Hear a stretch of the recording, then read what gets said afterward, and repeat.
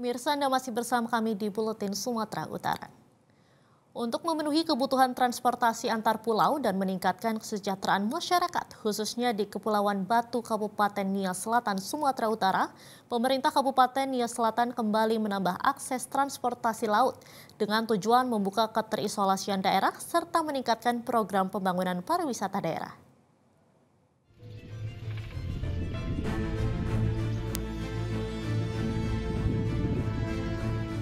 Kepulauan Batu merupakan gugusan 101 pulau di Kabupaten Nia Selatan yang berada di pantai barat Sumatera dengan bentangan laut Samudra Hindia.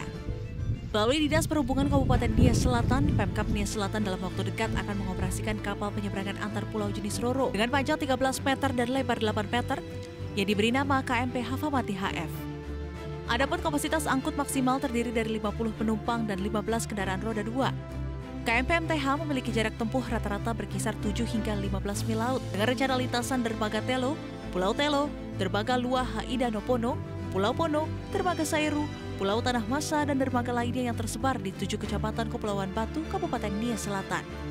Sesuai data yang dihimpun, kapal ini dibangun dengan sumber pendanaan dari Dana Alokasi Khusus atau DAK Transportasi Perairan Kementerian Perhubungan tahun 2023. Senilai kurang lebih 10 miliar rupiah nantinya diharapkan sebagai alat transportasi air yang memadai bagi masyarakat di pemerintah Kabupaten Nia Selatan, khususnya masyarakat pada daerah-daerah yang disinggahi.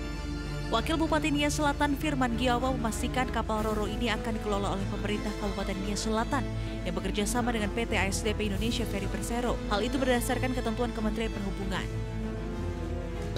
Ini kita sudah kerjasamakan dengan ASDP. Ya, tahapan-tahapan yang sudah dilalui nanti Pak Kadis yang menjelaskan itu.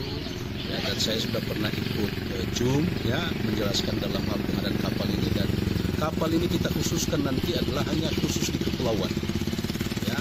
Antar kecamatan, nanti beberapa rute nanti yang disampaikan Pak Kadis yang sudah disurvei ya di kepulauan itu ada beberapa rute yang dia singgahi nanti dalam hal membantu masyarakat di kepulauan di sana, sehingga tahapan ini ya, menurut informasi dari Pak Kadis ini sudah sampai tahapan yang penentuan tarif ya karena bukan hanya pemerintah yang menentukan itu, juga ikut serta ASDP, dan termasuk nanti kita sosialisasi kepada masyarakat sekepulauan. Kehadiran kapal Roro ini pun menambah alat transportasi masyarakat kepulauan setelah sebelumnya Pemkab Nia Selatan juga telah bekerja sama dengan pihak swasta dalam penyediaan kapal cepat yang beroperasi di Pulau-Pulau Batu, Kabupaten Nia Selatan. Dari Nia Selatan, Sumatera Utara, Daniel Tulus Simanjuntak, Metro TV. Jelajahi cara baru mendapatkan informasi. Download Metro TV Extend sekarang.